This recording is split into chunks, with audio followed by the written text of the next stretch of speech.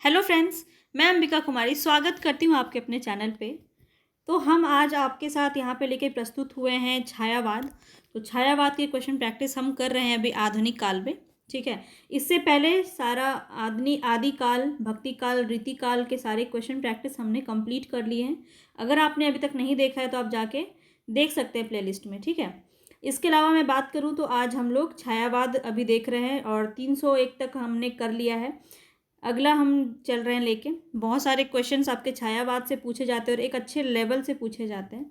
तो इसीलिए हम यहाँ पे हर एक तरह के क्वेश्चंस देख रहे हैं, साथ ही साथ हर एक क्वेश्चन का एक्सप्लेनेशन भी देख रहे हैं ताकि किसी भी तरह से आपको कोई समस्या ना हो। मैं आपको बता दूं कि ये किस किस एग्ज़ाम में आपका इम्पॉर्टेंट है।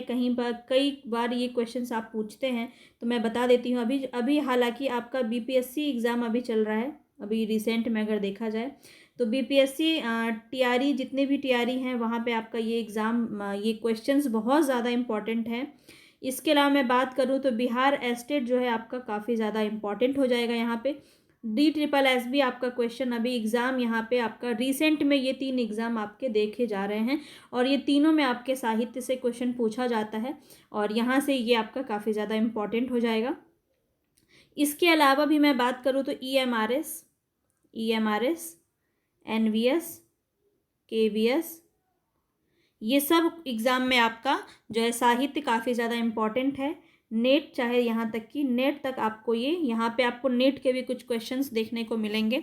तो RPSC असिस्टेंट प्रोफेसर के क्वेश्चंस, काफ़ी जितने भी जगह से आपके साहित्य के क्वेश्चन पूछे जाते हैं वो सब हम प्रीवियस ईयर क्वेश्चन यहाँ पे प्रैक्टिस कर रहे हैं। तो एक बहुत ही अच्छी तैयारी हमारी प्रीवियस ईयर क्वेश्चन के अकॉर्डिंग हो जाती है और यहाँ पे एक्सप्लेनेशन को अच्छे से देखा जाता है, समझा जाता है ताकि हम अन्य चीज़ों पर भी अच्छे से पकड़ बना सके। तो चलते हैं अपने क्वेश्चंस की तरफ। अगर आपने मुझे अभी तक सब्सक्राइब नहीं किया है तो जल्दी से बेल प्रेस कीजिए और बेल आइकन भी बटन को प्रेस करिए ताकि आपको मेरा नोटिफिकेशन सबसे पहले पहुंचे और आप जगह जगह इस चैनल को, इस वीडियो को अच्छे से अच्छे शेयर कीजिए। बस इतना ही मुझे आपसे चाहिए। मेरे वीडियो को आप लाइक कीजिए अगर आपको पसंद आता है तो, और शेयर कीजिए अगर आपको पसंद आता है तो। चलते हैं यहाँ पे क्वेश्चंस की तरफ और ये जो 1-2 मिनट ही मैं आपसे बात करती हूँ, इसके बाद एक पूरा लंबा सेशन हम बिना किसी ब्रेक के चलते हैं और बहुत ही अच्छे से यहाँ पे बेहतरीन रूप से तैयारी करते हैं। तो किसी भी तैयारी में आपको यहाँ पे बिल्कुल भी पीछे नहीं रहना है। यहाँ पे देखा जाए तो पहला क्वेश्चन हम लेके चलते हैं, निराला की किस काव्य कृति से संबंधित कौन सा कथन यहाँ पे गलत है। तो निराला की जो काव्य कृतियाँ हैं उस पर संबंधित ये प्रश्न है कि किस तरह की उनकी कविताएं या उनकी रचनाएं हैं। देख लेते हैं यहाँ पे, अनामिका में संग्रहित अधिकांश रचनाएं उत्कृष्ट भाव व्यंजना और कलात्मक प्रौढ़ता की घोतक है। तो यहाँ पे ये आपका बिल्कुल सही कथन कहा गया है। देखिए, अनामिका में ही आपका, मैं कुछ फैक्ट्स की बातें यहाँ पे कर लूँ तो अनामिका में ही आपका राम की शक्ति पूजा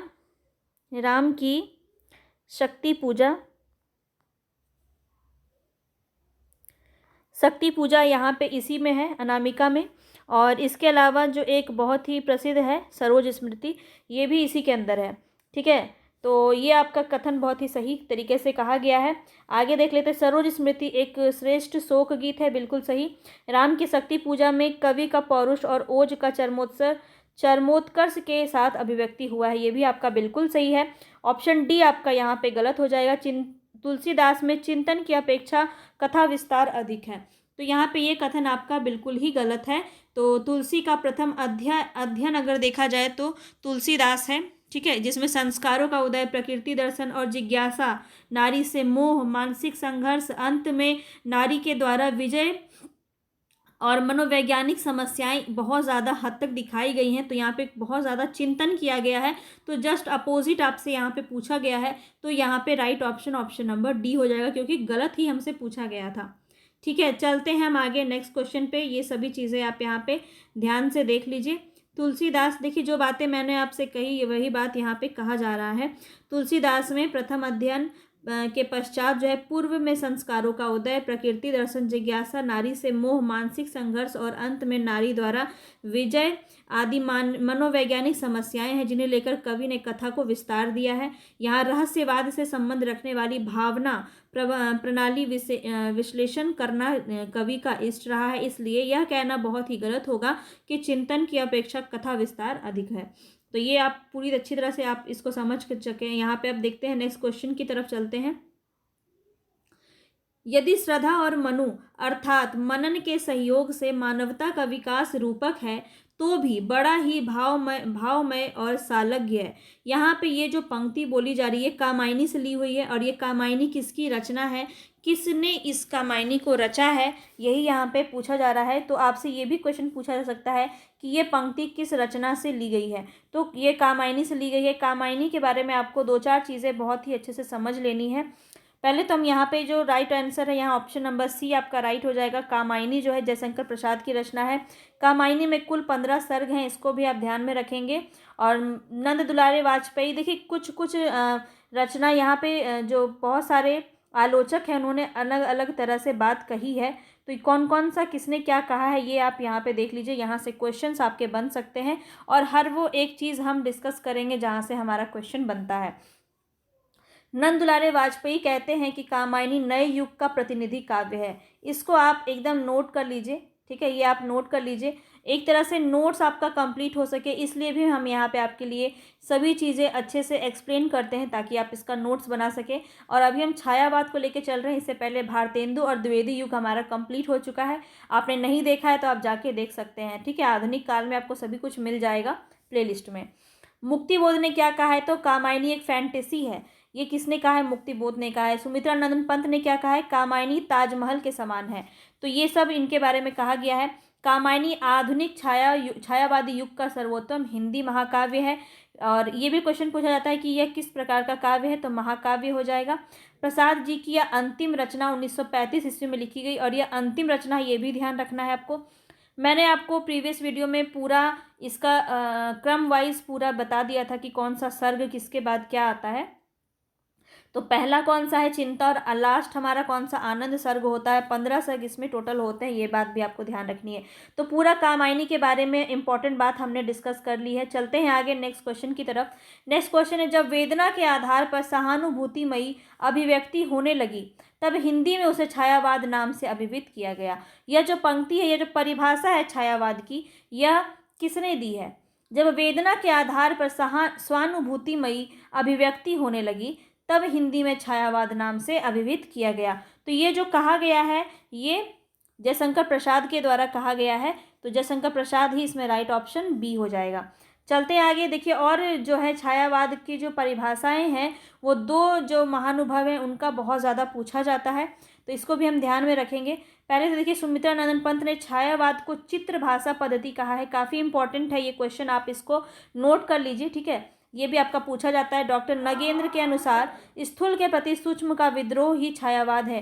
डॉक्टर नगेंद्र ने क्या परिभाषा दिया है छायावाद का, स्थूल के प्रति सूक्ष्म का विद्रोह ही छायावाद है। और नंद दुलारे वाजपेयी ने कहा है कि छायावाद सांसारिक वस्तुओं में दिव्य सौंदर्य का प्रत्यय है। तो ये सभी परिभाषाओं को भी आप ध्यान में रखेंगे। आगे चलते हैं नेक्स्ट क्वेश्चन में। नेक्स्ट क्वेश्चन हमारा सुमेलित करना है, तो देखना है कौन सी रचना किसकी है। तो यहाँ पे हम देख लेते हैं। यहाँ पे राइट ऑप्शन हमारा क्या हो जाएगा, बताना है कौन सा सुमेलित नहीं है, ठीक है। यहाँ पे सुमेलित नहीं करना है, कौन सा सुमेलित नहीं है ये बताना है। तो देख लेते हैं, बुद्ध और नाच घर, ये आपका हरिवंश राय बच्चन का ही है, बिल्कुल सही। हिम किरीटनी रामधारी सिंह दिनकर का नहीं है। ये किसका है, तो माखनलाल चतुर्वेदी का है। किसका है, माखनलाल चतुर्वेदी का है, इसको आप ध्यान रखेंगे। हम विस्पाई जन्म के बाल कृष्ण शर्मा नवीन का है, बिल्कुल। और प्रवासी के गीत नरेंद्र शर्मा का है, बिल्कुल सही है। तो बी ऑप्शन हमारा यहाँ पे सही हो जाएगा। अब आप इनकी रचनाओं को एक बार देख लीजिए। यहाँ पे जितने भी रचनाएं हैं, बहुत ज़्यादा इंपॉर्टेंट चीज़ें यहाँ पे मैं आपको बता रही हूँ, इसको ध्यान में रखते हुए चलेंगे। हिम किरीटनी माखनलाल चतुर्वेदी की प्रमुख रचना है। माखनलाल चतुर्वेदी का जन्म अगर देखें तो होशंगाबाद मध्य प्रदेश, लिखिए, इसको नोट कीजिए, बहुत ज़्यादा इंपॉर्टेंट है और इसको नोट करना आपके लिए काफ़ी इंपॉर्टेंट है। आप बार बार वीडियो नहीं देख पाएंगे, पॉसिबल नहीं हो पाता है, इसीलिए एक बार में नोट्स बना लीजिए ताकि बार बार आपको नहीं इसको देखना पड़े। और इसको 2 से 3 बार वैसे आप देख लेंगे तो आपको याद हो जाएगा, लेकिन फिर भी आप बार बार नोट्स, आपको एग्ज़ाम टाइम में आपका सबसे बड़ा साथी आपका नोट्स होता है, इसीलिए आप उसको लिख लीजिए। अप्रैल 1889 ईस्वी में माखनलाल चतुर्वेदी का जन्म हुआ था और निधन की बात करें तो 1968 में इनका निधन हो गया था। माखनलाल चतुर्वेदी की अगर रचनाओं की बात करें तो कृष्णार्जुन युद्ध, हिम किरीटनी, साहित्य देवता, हिम तरंगिनी और माता। देखिए, हम इसको किसी भी तरह से याद रखना हमारा उद्देश्य है कि हम क्वेश्चन अपना एग्जाम में गलत ना करें। तो देखिए, कृष्ण और अर्जुन, इस तरह से हम इसको याद रख सकते हैं। कृष्ण और अर्जुन के बीच में युद्ध हो रहा था, किसको लेकर हो रहा था? माखन को लेकर युद्ध हो रहा था। ठीक है, माखन को लेकर युद्ध हो रहा था कृष्ण और अर्जुन के बीच में, इसलिए माखनलाल चतुर्वेदी की रचना क्या हो जाएगी? कृष्णार्जुन हो जाएगी। हिम किरीटनी, हम काफ़ी प्रसिद्ध है ये रचना, तो हम भूल ही नहीं सकते, माखनलाल चतुर्वेदी की है हिम किरीटनी। साहित्य देवता, साहित्य के देवता को क्या चढ़ाना पड़ता है? माखन चढ़ाना पड़ता है। साहित्य के देवता को माखन चढ़ाना पड़ता है, तो माखनलाल चतुर्वेदी के रचना क्या हो जाएगी? साहित्य देवता। देखिए, आप सिर्फ सुनेंगे और आपको ये चीज़ें याद हो जाएंगी, ये क्वेश्चन आपके नज़र के सामने आएगा और क्वेश्चन आपको याद हो जाएगा। चलिए, यहाँ पे हम आगे चलते हैं, हरिवंश राय बच्चन की रचना को देख लेते हैं। 13 हार 1929, मधुशाला काफ़ी इंपॉर्टेंट है, मधुशाला 1935, मधुबाला 1936, मधुकलश 1937। देखिए, एकदम एक लाइन से लिखा गया है, मधुशाला, मधुबाला, मधुकलश। निशा निमंत्रण 1938, सतरंगिनी 1945, बुद्ध और नाचघर 1958, दो चट्टाने 1965 और जाल समेटा 1973। ये किसकी है? हरिवंश राय बच्चन की कविता है, रचना है। चलते हैं हम आगे देख लेते हैं, बालकृष्ण शर्मा नवीन, इनकी रचना है उर्मिला 1934, कुमकुम 1939, रश्मि रेखा 1951, अपलक, अपलक काफ़ी इंपॉर्टेंट है, आपका पूछा जाता है अपलक। ठीक है, और क्वासी भी आपका पूछा जाता है, और हम विस्पाई जन्म के, ये 3 आपके काफ़ी ज़्यादा इंपॉर्टेंट है, बालकृष्ण शर्मा नवीन का पूछा जाता है। अपलक, बच्चे कैसे अपलक देखते हैं? बिल्कुल पलक भी नहीं झपकाते हैं और अपलक देखते हैं। कौन? बच्चे, यानी बाल, बाल से बालकृष्ण शर्मा नवीन। मैं बस आपको ये याद कराने की कोशिश कर रही हूँ और कुछ भी इसका अन्य मकसद नहीं है। ठीक है, क्वासी, क्वासी मतलब बालकृष्ण शर्मा नवीन की रचना है क्वासी, और हम विस्पाई जन्म के, हम विस्पाई जन्म के। नरेंद्र शर्मा की प्रमुख रचना देख लेते हैं, नरेंद्र शर्मा की प्रवासी की गीत, मिट्टी और फूल, अग्नि शस्य, प्यासा निर्झर, मुट्ठी बंद रहस्य। ये रचना किसकी है? नरेंद्र शर्मा की है। चलते हैं आगे, यहाँ बताना है कि निम्नलिखित में से कौन से दिनकर की रचनाएं हैं। तो देख लेते हैं यहाँ पे राइट ऑप्शन क्या हो जाएगा हमारा। उर्वशी तो दिनकर की रचना है बिल्कुल, और सामधेनी भी दिनकर की रचना है, और यश रसवंती भी दिनकर की रचना है। जय भारत और रश्मि रेखा जो है दिनकर की रचना नहीं है। रश्मि रेखा अभी अभी हमने देखा है, आप मुझे कमेंट बॉक्स में बताइए कि ये किसकी रचना है। चलते हैं हम आगे, महाराणा प्रताप का महत्व काफ़ी ज़्यादा इंपॉर्टेंट है। देखिए, DSSS में पूछा गया है। इसके अलावा ये क्वेश्चन आपका झारखंड PGT में भी रिसेंट में पूछा गया क्वेश्चन है, महाराणा का प्रताप और महाराणा का महत्व, और ये जयशंकर प्रसाद की रचना है, काफ़ी ज़्यादा इम्पॉर्टेंट है। और इनकी अन्य रचनाओं को भी हम देख लेते हैं, बार बार देखेंगे ताकि हमें याद हो जाए।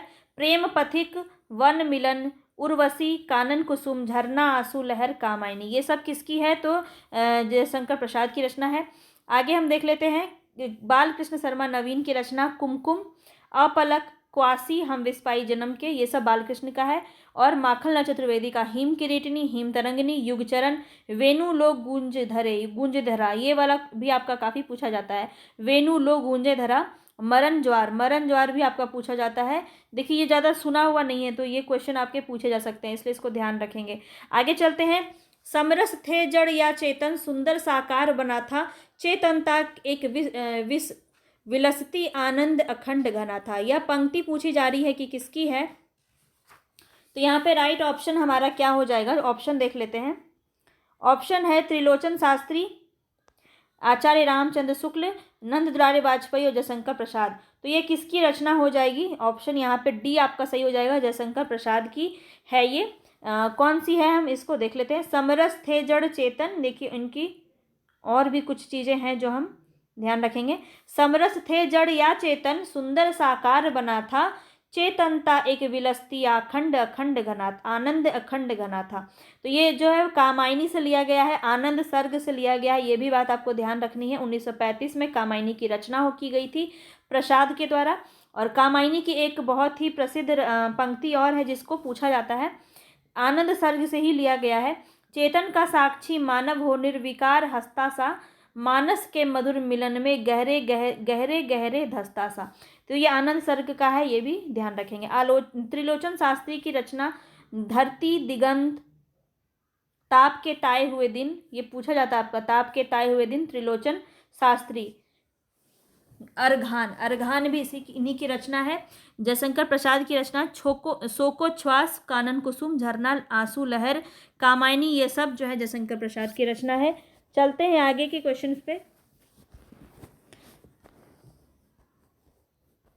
नेक्स्ट क्वेश्चन है हमारा, हम दीवानों की क्या हस्ती है, आज यहाँ कल वहाँ चले, मस्ती का आलम साथ चला, हम धूल उड़ाते जहाँ चले। काफ़ी बहुत ही अच्छी कविता है आपकी ये। केवीएस में ये इस तरह के क्वेश्चंस आपने देखे होंगे जो एनसीईआरटी में लगी हुई है, ठीक है। तो ये आपकी हम दीवानों की क्या हस्ती है, आज यहाँ कल वहाँ चले, ये आपका क्लास 7 में लगी हुई कविता है। बहुत ही सुंदर भगवती चरण वर्मा की है। तो ऑप्शन डी आपका यहाँ पे बिल्कुल सही हो जाएगा। तो इनकी अन्य रचनाएं अगर हम देखें, बहुत ही इम्पोर्टेंट है, इसको देखना, देख लेते हैं। इनके उपन्यास की बात करें तो चित्रलेखा, टेढ़े मेढ़े रास्ते, भूले बिसरे चित्र, सामर्थ्य और सीमा, सबही नचावत राम गोसाई चाणक्य, ये सभी इनके उपन्यास हैं। किसके? भवानी प्रसाद मिश्र के, ठीक है। आगे हम देख लेते हैं और क्या हो जाएगा इसमें। कहानी संग्रह है, दो बांके, मोर्चाबंदी, इंस्टॉलमेंट, मुगलों ने सल्तनत बख्श दी, ये सभी कहानी संग्रह है। और नाटक देख लेते हैं। नाटक है वसीहत, रुपया तुम्हें खा गया, सबसे बड़ा आदमी, बहुत इंपॉर्टेंट है। सबसे बड़ा आदमी आपका नाटक पूछा जाता है और किसका है ये, तो भगवती चरण वर्मा का है।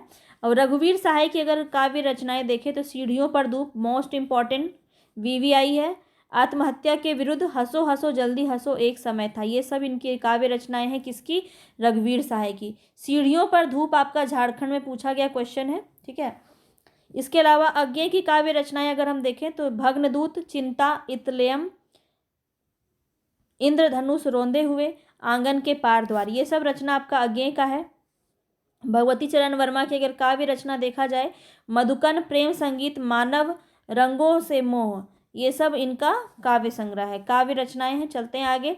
सभी को हम कंप्लीट देख रहे हैं, पूरा अच्छे से एक्सप्लेनेशन। आगे चलते हैं। यहाँ देखिए पूछा जा रहा, निराला जी द्वारा रचित कविता खंडहर के प्रति निम्न में से किस प्रकार की कविता है। तो किस प्रकार की कविता है यहाँ पे, ये संबोधन गीत है एक प्रकार का खंडहर के प्रति, ठीक है। निराला की कविता खंडहर के प्रति एक संबोधन गीत है। निराला की अन्य रचना पे अगर हम देखें तो अनामिका, परिमल गीतिका, गीत गुंज, सांध काकली, जूही की कली, पंचवटी प्रसंग, सरोज स्मृति, राम की शक्ति पूजा, तुलसीदास और कुकुरमुत्ता। कुकुरमुत्ता एक प्रकार का व्यंग कविता है इनका, ठीक है। और पंचवटी प्रसंग ध्यान रखेंगे, पिछली बार हमने देखा था क्वेश्चन यहाँ से, निराला की हो जाएगी। और सिर्फ पंचवटी अगर पूछा जाए तो मैथिली शरण गुप्त की रचना है 1925 में, ध्यान रखेंगे। चलते हैं आगे। चित्राधार बताना है। चित्राधार अभी भी हमने देखा किसकी रचना हो जाएगी, तो जयशंकर प्रसाद की रचना हो जाएगी चित्राधार, ठीक है। ब्रज भाषा में रचित कविता है ये। और ब्रज भाषा की कविताएं जो है प्रसाद कलाधर नाम से लिखते थे, ये भी आप नोट कर लेंगे। जितनी भी बातें मैं आपको बता रही हूँ वो सब आप नोट करते हुए चलिए, तभी आपको लाभ होगा। बार बार वीडियो को देखिए, रिवीजन कीजिए, कैसे नहीं होगा, रिवीजन कीजिए, 2 से 3 बार रिवीजन कीजिए। हर एक टॉपिक पे मैं आपको क्वेश्चन प्रैक्टिस करवा रही हूँ, आगे भी करवाऊंगी, और भी अच्छे अच्छे सेलेक्टेड क्वेश्चंस मैं आपके लिए लेके आऊँगी, जिससे आपके जिससे आपकी जो परीक्षा है उसमें किसी भी तरह से आपको एक भी क्वेश्चन जो है यहाँ से बाहर देखने को ना मिले। इनकी खड़ी बोली में महाकाव्य रचना है कानन कुसुम, ये भी ध्यान रखेंगे। कानन कुसुम इनकी खड़ी बोली में पहला काव्य संग्रह अगर पूछा जाता है तो वैहर कामायनी अंतिम रचना है, ये भी ध्यान रखेंगे। पहली काव्य संग्रह कानन कुसुम, अंतिम रचना कामायनी है। और ब्रज भाषा में कौन सा नाम से लिखते थे? कलाधर नाम से लिखते थे। और चित्राधार भी इनकी ब्रज भाषा में लिखित है रचना। प्रसाद की अन्य रचना अगर हम देखें, प्रेम पथिक, उर्वशी, वन मिलन, कानन कुसुम, करुणालय काफ़ी पूछा जाता है, महाराणा प्रताप, झरना, आंसू लहर, कामायनी।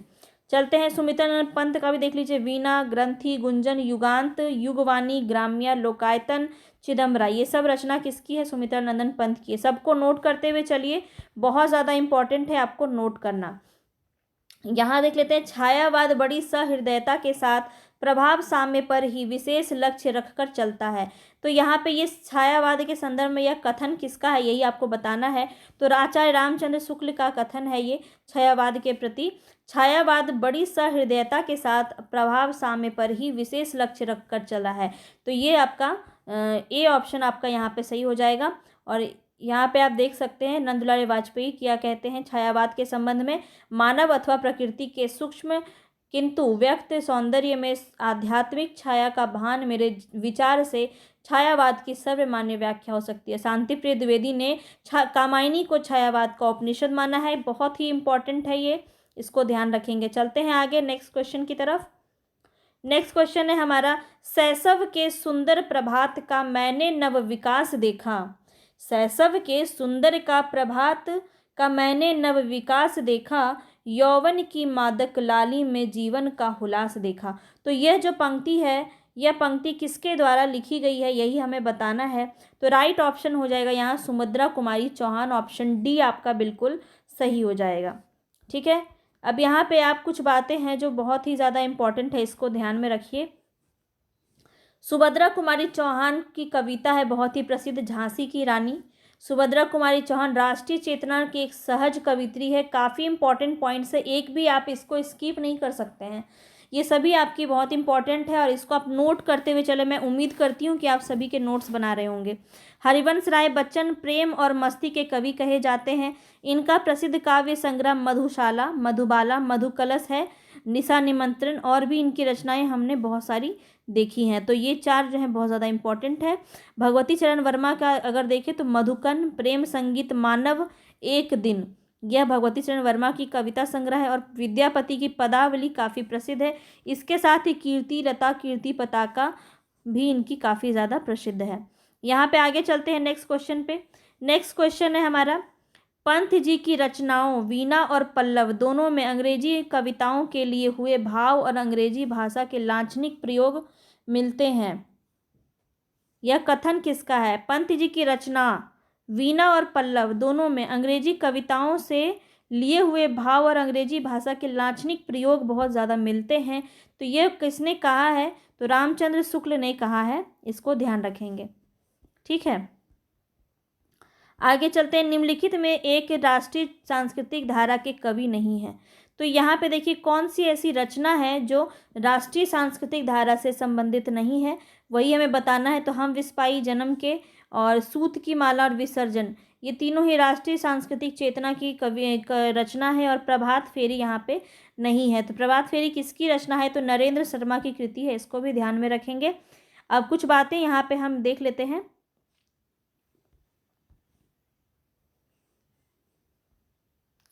तो यहाँ पे देख लीजिए, सांस्कृतिक धारा के अंतर्गत प्रभात फेरी नहीं आती है। किसके अंदर आती है?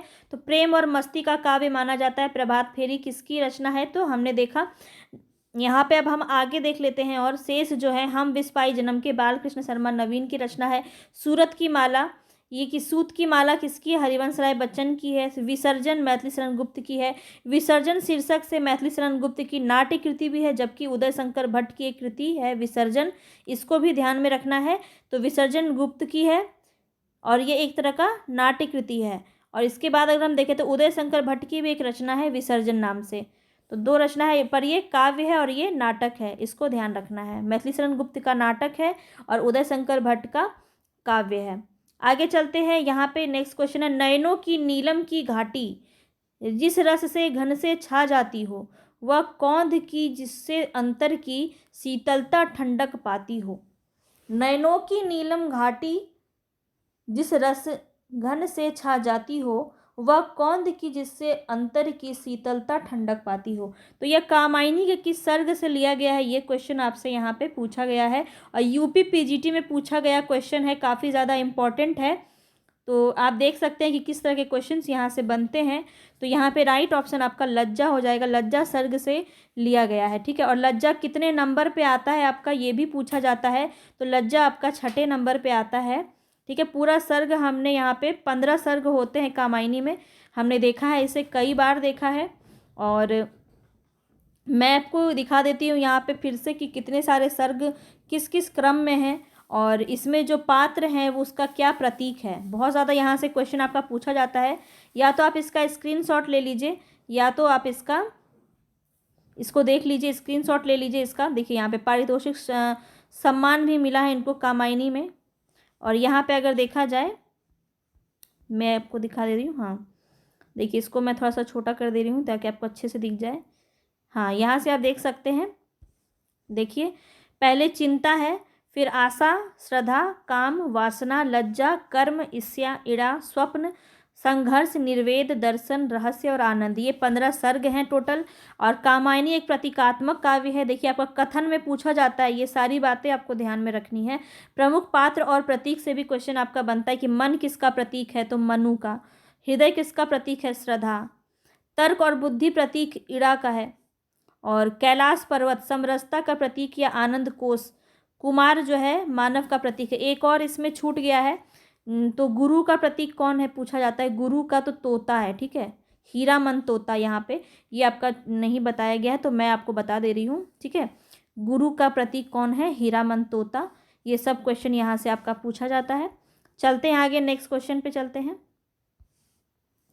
नेक्स्ट क्वेश्चन है हमारा, आचार्य रामचंद्र शुक्ल के अनुसार छायावाद में प्राप्त होने वाली प्रतीक शैली पर किस साहित्य का प्रभाव है। प्रतीक शैली पर किस साहित्य का प्रभाव है, तो फ्रांसीसी साहित्य का प्रभाव है। ऑप्शन बी आपका यहाँ पे सही हो जाएगा। चलते हैं आगे, हिंदी में मुक्तक छंद के प्रवर्तक कवि कौन है, तो हमने कल ही इसको काफ़ी अच्छे से देख लिया था। तो यहाँ पे Suryakant Tripathi Nirala, right option B आपका हो जाएगा। चलते हैं आगे, तुम वहन कर सको जन मन में मेरे विचार, तुम वहन कर सको जन मन में मेरे विचार, वाणी मेरी चाहिए तुम्हें क्या अलंकार। यह पंक्ति किसकी है, सुमित्रा नंदन पंत की है आपकी। ये पंक्ति भी पूछ ली जाती है कि यह पंक्ति किसकी है।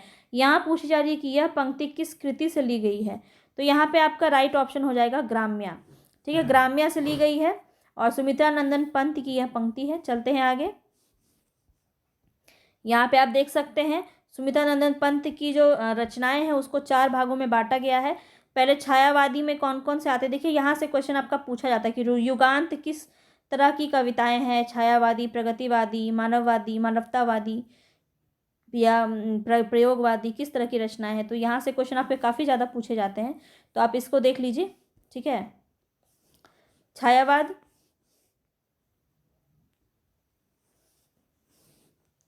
उच्छ्वास, ग्रंथि, वीणा, पल्लव और गुंजन। इसका डेट आप ये इसको लिख लीजिए, ये आपको लिखना बहुत ज़्यादा ज़रूरी है, ठीक है, इसको आप लिख लीजिए। प्रगतिवादी में युगांत, युगवाणी, ग्राम्या। अंतश्चेतनावादी कवि में अगर देखा जाए कविता में स्वर्ण किरण, स्वर्णधूलि, युगपथ। नव मानवतावादी उत्तरा, चिदम्बरा भी आपका नव मानवतावादी के अंदर आता है। इसी में आपको ज्ञानपीठ पुरस्कार पहली बार मिला था, ये भी ध्यान रखेंगे, ठीक है। और कला और बूढ़ा चांद इन्हीं का है, बहुत ज़्यादा पूछा जाता है कला और बूढ़ा चांद। 59 में अतिमा, लोकायतन और सत्यकाम। लोकायतन इन्हीं की रचना है और महात्मा गांधी के ऊपर है, ये सब हमने कल देखा था। चलते हैं आगे, नेक्स्ट क्वेश्चन पे देख लेते हैं।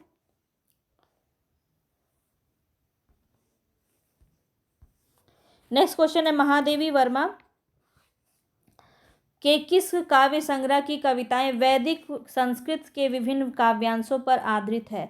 तो यहाँ बताना है कि उनकी कौन सी ऐसी काव्य संग्रह है जो वैदिक संस्कृत से लिया गया है, उसके काव्यांशों पर आधारित है। तो यहाँ पे राइट ऑप्शन हो जाएगा ऑप्शन ए आपका सप्तपर्णा, ठीक है, सप्तपर्णा यहाँ पे राइट ऑप्शन हो जाएगा। और महादेवी ने अपनी सांस्कृतिक चेतना के सहारे वेद, रामायण, थेर गाथा, अश्वघोष, कालिदास यहाँ पे दिया होगा, आपको देख सकते हैं।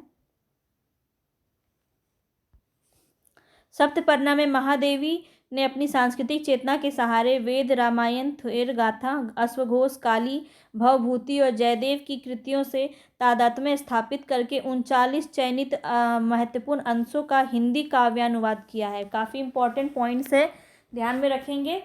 महादेवी वर्मा की प्रमुख कृतियां अगर देखें हम, तो यहाँ पे आप देख सकते हैं निहार 1930, रश्मि 1932, नीरजा 1935, सांध्य गीत 36, यामा 1940, दीप शिखा 1942, सप्तपर्णी यहाँ पे 1960। महादेवी वर्मा कृत सप्तपर्णा ऋग्वेद के मंत्रों का हिंदी काव्यानुवाद है, ध्यान में रखेंगे। और यामा के लिए जो है ज्ञानपीठ पुरस्कार भी मिलता है 1982 में, ठीक है, ध्यान रखेंगे। आगे चलते हैं, नेक्स्ट क्वेश्चन है यहाँ पे हमारा, छायावाद का व्यक्ति स्वातंत्र्य सामंती मर्यादाओं के विरुद्ध बहुत बड़ा कदम था। छायावाद संबंधी या अभिमत कथन इसमें से किस आलोचक का है? तो यह हमें बताना है। यहाँ पे राइट ऑप्शन हो जाएगा नामवर सिंह का ये कथन है। तो नामवर सिंह का कथन है कि छायावाद का व्यक्ति स्वातंत्र्य सामंती मर्यादाओं के विरुद्ध बहुत बड़ा कदम था। छायावादी संबंधी यह कथन डॉक्टर नामवर सिंह का है। चलते हैं आगे, और ये सब मैंने आपको पहले ही करा दिया है कि छायावाद स्थूल के प्रति सूक्ष्म का विद्रोह किसने कहा था, नगेंद्र ने कहा था। ये सब चीज़ें हम कर चुके हैं। चलते हैं आगे, नरेंद्र शर्मा का कौन सा कथन, यहाँ पे कौन सा काव्य संग्रह नहीं है ये हमें बताना है। तो यहाँ राइट ऑप्शन हो जाएगा अपराजिता, ठीक है, अपराजिता इनका नहीं है। अपराजिता किसका है? तो रामेश्वर शुक्ल अंचल, रामेश्वर शुक्ल अंचल का ये हो जाएगा, ठीक है, रामेश्वर शुक्ल अंचल का ये रचना काव्य संग्रह यहाँ पे हो जाएगा। बाकी जितना भी है सूल फूल, कर्ण फूल और प्रवासी के गीत किसका है? नरेंद्र शर्मा का है। चलते हैं आगे नेक्स्ट क्वेश्चन की तरफ। नेक्स्ट क्वेश्चन है, वह उस शाखा का वन विहग उड़ गया मुक्त नभ निस्तरंग। यह जो रचना, यह जो पंक्ति है, यह छायावादी कवि की पंक्ति है। तो सूर्यकांत त्रिपाठी निराला जी की पंक्ति है, इसको ध्यान में रखेंगे। यहाँ पे इनकी आप पंक्तियों को देख सकते हैं, स्क्रीनशॉट ले लीजिए, ठीक है। चलते हैं आगे, यहाँ पे मिलान करना है आपको, कुछ बहुत ही इम्पोर्टेंट यहाँ पे दिया गया है और यहाँ पे आपको सही उत्तर का चयन करना है। कौन कौन सा है देखिए, इस तरह से सुमेलित है। चलिए ठीक है, देख लेते हैं। कीर का प्रिय आज पिंजर खोल दो, कीर का प्रिय आज पिंजर खोल दो, यह किसकी है? तो स्त्री जागृति संबंधी है। और बीती विभागरी जागरी पनघट में राधा डुबोरिया, ये वाला जो आपका पनघट में डुबो रही ताराघट उषा नागरी, यह जो बहुत ही प्रसिद्ध आपका ये किसका है? तो ये वाला है जागरण गीत है, एक तरह का जागरण गीत है। और ये जो जमुना के से कछार पद फटे विभाई के उधार, ये वाला जो पंक्ति है ये आपका किसका हो जाएगा? ये सामाजिक विसंगति पर आधारित है, सामाजिक विसंगति पर आधारित है। और इस धारा सा ही जग का क्रम शाश्वत इस जीवन का संगम, दार्शनिकता संपूर्ण यहाँ पे आपका हो जाएगा। तो इस तरह से हम देखेंगे, यहाँ पे आप देख सकते हैं दिया हुआ है, ठीक है। चलते हैं आगे, मैं नीर भरी दुख की बदली, यहाँ पे बताना है। अच्छा, कौन सा उत्तर सही है यहाँ पे? मैं नीर भरी दुख की बदली में, तो ये किसकी है? पहले तो ये किसकी हो जाएगी? बहुत ही इम्पॉर्टेंट है ये वाली कविता, और किसकी है? महादेवी वर्मा की कविता है मैं नीर भरी दुख की बदली। इसमें क्या क्या कहा गया है? तो इसमें रहस्यवादी ढंग से जीवन की नश्वरता की बात की गई है। तो यहाँ पे ये वाला आपका गलत हो जाएगा, ठीक है, नश्वरता की बात नहीं की गई है। इसमें स्त्री के सामाजिक प्रदेय और श्रेय को रेखांकित किया गया है, तो ये भी आपका नहीं होगा। स्त्री का जीवन दुख में ही बीतता रहा, ये बात इसमें कहा गया है। और स्त्री अपने आंसुओं को व्यर्थ नहीं जाने देती है, वह उसी से नया सृजन करती रही है, तो ये भी आपका पंक्ति सही है। तो इस कविता में यही बात कही गई है। तो ऑप्शन 3 और 4 सही है, यानी ऑप्शन डी आपका सही है। यहाँ पे आप देख सकते हैं महादेवी वर्मा की अन्य कृतियों को। आगे चलते हैं, नेक्स्ट क्वेश्चन है, कर रही लीलामय आनंद, महाचिति सजग हुई सी व्यक्त, विश्व का उन्मीलन अभिराम, इसी में सब होते अनुरक्त। देखिए बहुत ही इंपॉर्टेंट क्वेश्चंस और बहुत ही तरह के क्वेश्चंस यहाँ पे आपको देखे जा रही है। नेट यूजीसी नेट का एग्ज़ाम का क्वेश्चन है ये वाला एक, तो देखिए इसको किस तरह के क्वेश्चन यहाँ पे पूछे गए हैं। तो यहाँ पे बताया जा रहा है कि महाचीति जो कहा जाता है, शिव की कौन सी शक्ति को महाचीति कहा जाता है। तो यहाँ बताना है, यहाँ पे सी ऑप्शन आपका सही हो जाएगा, इच्छा, ज्ञान और क्रिया, यहाँ पे सही हो जाएगा। और ये किससे लिया गया है, तो कामायनी के श्रद्धा सर्ग से लिया गया है, कामायनी के श्रद्धा सर्ग से लिया गया है, इसको भी आपको ध्यान रखना है, ठीक है। श्रद्धा सर्ग से लिया गया है ये पंक्ति। आगे चलते हैं नेक्स्ट क्वेश्चन की तरफ। नेक्स्ट क्वेश्चन है महादेवी वर्मा के बारे में है। रामचंद्र शुक्ल की क्या स्थापनाएं हैं महादेवी वर्मा के संबंध में जो इनकी रचनाओं में कहा गया है। तो देख लेते हैं। महादेवी के गीतों का मूलाधार मिलन सुख है, नहीं। एक तरह से देखा जाए तो वियोग की कवित्री मानी जाती हैं, ठीक है, वियोग छंद की। तो यहाँ पे देख लेते हैं कामायनी छायावादी कवियों में महादेवी वर्मा ही रहस्यवाद के अंतर्गत हैं। बिल्कुल, छायावाद कवियों में महादेवी वर्मा रहस्यवाद के अंदर है। दो तो हमारा सही है और बाकी दो कथन देख लेते हैं। बाकी दो कथन है, महादेवी के गीतों में अनूठी व्यंजना है। बिल्कुल, व्यंजना शैली का प्रयोग जो है अपनी कविताओं में ये करती हैं। महादेवी के गीतों में वास्तविक अनुभूतियां हैं, रमणीय कल्पना नहीं। तो कल्पना ज़्यादा देखने को मिलता है, तो यहाँ पे आपका 2 और 3 जो है वो सही हो जाएगा। ऑप्शन बी आपका यहाँ पे सही हो जाएगा। चलते हैं आगे नेक्स्ट क्वेश्चन पे। यहाँ पे राम की शक्ति पूजा के संबंध में आपका कथन पूछा जा रहा है, ठीक है। तो देख लेते हैं यहाँ पे कौन सा सही होगा। राम की शक्ति पूजा किसकी है, तो सूर्यकांत त्रिपाठी निराला की है। और राम रावण के अनिर्मित समर का इतना विराट और उदांत चरित्र अत्यंत दुर्लभ है। बिल्कुल, बहुत ही उदांत चरित्र का यहाँ पे वर्णन किया गया है राम की शक्ति पूजा में दोनों के। राम की शक्ति पूजा का उल्लेख श्रीमद् भागवत पुराण से लिया गया है, तो ये कथन तो गलत है, ठीक है। आगे देख लेते हैं। इसमें सूक्ष्मता के अनेक स्तरों पर विचरण करने वाली अर्थ योजना अप्रतिम है, ये भी आपका सही है। राम एक दैवी चरित्र के रूप में है, नहीं, यहाँ पे मानवीय चरित्र के रूप में दिखाया गया है राम के चरित्र को। तो यहाँ पे आपका 1 और 3 आपका सही हो जाएगा। तो 1 और 3 कहाँ है, ऑप्शन नंबर सी। देखिए यहाँ पे सी ही सही है, ऑप्शन नंबर सी ही सही है यहाँ पे। तो आप इसको एक बार अच्छे से देख लीजिए तो आपको समझ में आएगा कि क्या ये सब बातें यहाँ पे कही गई है। 2 यहाँ पे कथन जो है बिल्कुल सही था। अक्टूबर 1936 में प्रकाशित राम की शक्ति पूजा का सर्वाधिक प्रभाव बांग्ला के कृतिवास रामायण से लिया गया है। और वहाँ पे क्या पूछा गया था कि श्रीमद् भागवत पुराण से लिया गया, इसलिए वो कथन गलत था। कहाँ से लिया गया है, कृतिवास रामायण से लिया गया। इसी कविता के मुख्य विषय राम रावण का युद्ध नहीं बल्कि सीता की मुक्ति है।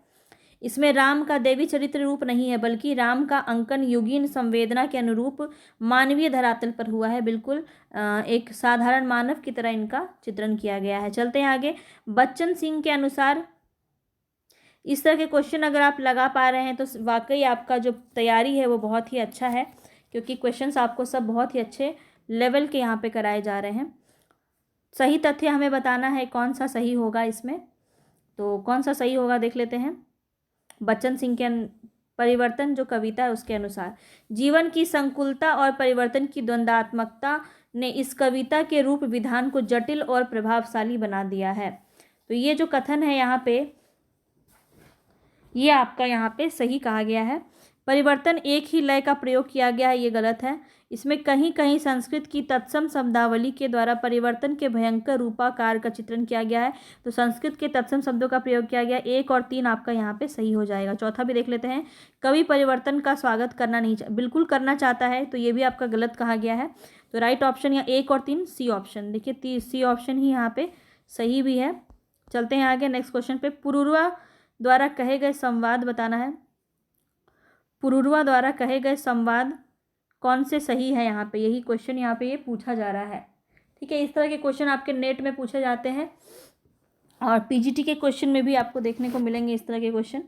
तो पुरुरवा द्वारा कहे गए संवाद यहाँ पे बताने हैं और ये किससे लिया गया है, तो ये भी हमें ध्यान रखना है कि उर्वशी जो है उर्वशी रचना किसकी? किसकी रचना है उर्वशी? तो दिनकर की रचना है, जो एक गीति नाट्य है, इसी से लिया गया है। ठीक है, पुरूरवा एक पात्र का नाम है। ठीक है, कवि और प्रेमी एक ही नहीं है। प्रेमी तन की सुंदरता पर मुग्ध होता है, जबकि कवि देह से दूर जाता है। तो ये आपका सही है या गलत है, यही हमें बताना है। तो ये आपका गलत है। इसके बाद हम देखें, मैं तुम्हारे हाथ का लीला कमल हूँ, लीला कमल हूँ, ये आपका सही है। ये इसमें कहा गया है संवाद पुरूरवा का। और कुसुम और कामिनी दोनों सुंदर होते हैं, परंतु फूल अधिक सुंदर होते हैं, ये नहीं कहा गया है। प्रेम केवल जलन नहीं, अमृत शिखा भी है, ये आपका कहा गया है। तो 2 और 4 यहाँ पे आपका सही हो जाएगा। इसको आप पढ़ेंगे तभी आपको ये समझ में आएगा। ऑप्शन डी आपका यहाँ पे सही हो गया है। चलते हैं आगे। मुख कमल समीप सजे थे, दो किसलय में पुरैन के, जल बिंदु सदृश ठहरे कब, उस कानों के दुख किनके। ये इसमें बताना है, इस छंद में प्रेयसी के किस गुण या प्रवृत्ति का वर्णन किया गया है। तो इसमें किसका वर्णन किया गया है कि प्रेयसी क्या है? निर्दय है। प्रेयसी क्या है? निर्दय है। आगे चलते हैं। पुरर्वा पुरस्त परेही दुरापना वात इहा मस्मी। उर्वशी के तृतीय अंक में इस बीच का भाव क्या है? कहाँ से इसका लिया गया है? उर्वशी का तृतीय अंक यहाँ पे पूछा जा रहा है, तो ऋग्वेद से लिया गया है। ऑप्शन ए आपका बिल्कुल सही हो जाएगा। चलते हैं आगे। नेक्स्ट देखिए, यहाँ पे आपको मिलान करना है कुछ। इसको थोड़ा सा हम नीचे कर देते हैं ताकि ये अच्छे से दिखे। बहुत बड़ा है क्वेश्चन, ऐसे रखते हैं। हाँ, अब यहाँ पे देखिए, मिलन के पल केवल 2-4 विरह के कल्प अपार। यह किस किस कृति में आपका ये कथन कहा गया है? तो परिवर्तन में कहा गया है, ये आपका 4 हो जाएगा। तुम भूल गए पुरुष तत्व, मोह में कुछ सत्ता है नारी की, यह किस में कहा गया है? कामायनी में। सिंधु की सीमा ठीक है। सिंधु की निसीमता पर लघु लहर का लास कैसा, दीप लघु सिर पर धरे आलोक का आकाश कैसा। तो यह आपका किस में लिया गया है? तो सांध्य गीत में लिया गया है। उलट वृष्टि हुई तम छाया गया, तम छा गया, पट गई मही कंकर पात से, प्रिय प्रवास की पंक्ति है। ये सब आपकी किस में पूछी गई है? नेट की क्वेश्चन है, देख सकते हैं आप यहाँ से। चलिए हम आगे देखते हैं। सुंदरता का आलोक स्रोत है, फूट पड़ा मेरे मन में, जिससे नव भारत का प्रभात होगा फिर जग के आंगन में। तो ये आपको बताया जा रहा है किसका है? सुमित्रा नंदन पंत का है। ये सब आप पढ़ेंगे तभी आपको ये समझ में आएगा। और यहाँ पे आप स्क्रीनशॉट ले सकते हैं सभी का। यहाँ पे ये पंक्ति आपकी पूछे जाती है। ठीक है, नेक्स्ट क्वेश्चन है हमारा। हाय रुक गया यही संसार, बना सिंदूल अनल अगार, वात हत लतिका वह सुकुमार, पड़ा है छिन्नाधार। यह आपका जो बताया गया है, इसका प्रतिपाद पूछ रहा है क्या है? तो पुरुष के बिना स्त्री का कोई अस्तित्व नहीं है, यही कहा जा रहा है इसमें। तो बी ऑप्शन आपका यहाँ पे सही हो जाएगा। तो आज हम 35 तक ही करते हैं। तो काफ़ी अच्छा रहा आज का क्वेश्चन, और कितने आपके सही हुए मुझे ज़रूर बताइएगा। पसंद आया होगा तो लाइक कीजिएगा और साथियों के साथ शेयर कीजिए। मिलते हैं नेक्स्ट वीडियो में, तब तक के लिए धन्यवाद।